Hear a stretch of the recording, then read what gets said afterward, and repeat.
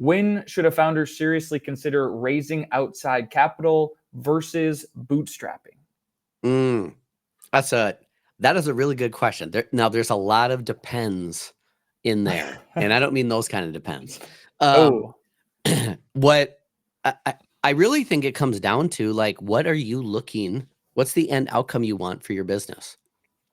Do you, if you are doing a venture backable style business, and you need capital to really grow and expand, you're probably going to go down that venture backable route. But you already kind of know that going in, that you're less concerned with owning everything.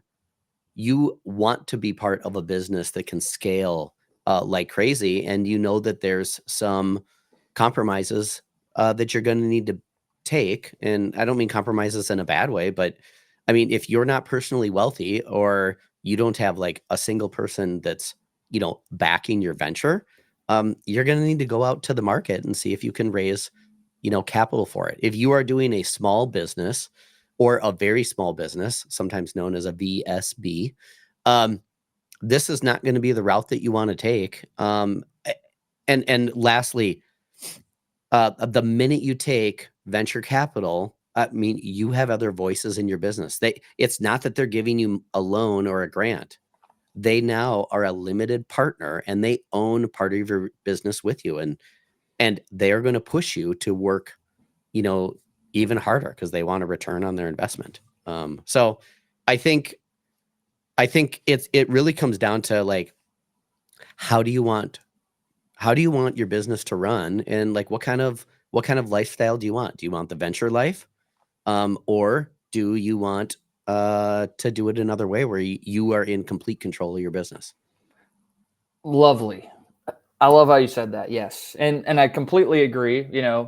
First question you have to ask if you're deciding whether or not to raise outside capital or bootstrapping, prerequisite is you have to have a startup to consider raising outside funding. It can't be a small business, right? It needs to be a new type of idea, either in a new market or a new product, that type of thing.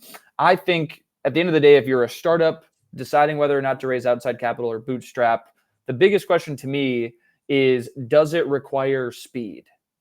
Like, does it require speed? Mm-hmm. Because that, to me, is really all that outside capital is helping you grab market share, helping you build more of a, defensible moat in a new part of this landscape, like part of the blue ocean, whatever.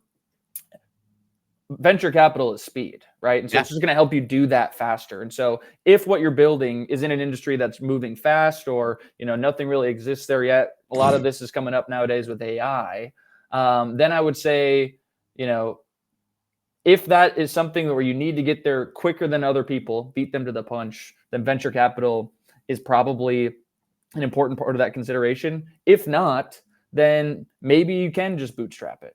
And maybe that's a better route, because like you said, Nick, there's a lot that comes with it. It's not just someone writing you a blank check, right? You're making some compromises in a good way in a lot of the times, but you're making some compromises by bringing other people on to your cap table, and that has implications. Yeah. Well, and think about, why are they, the reason that they're even considering giving you money is to make money with their money. And if you can't describe how that's going to happen, they're not going to give it to you, right? And so to that end, if you don't know how to answer that question, then don't ask for money.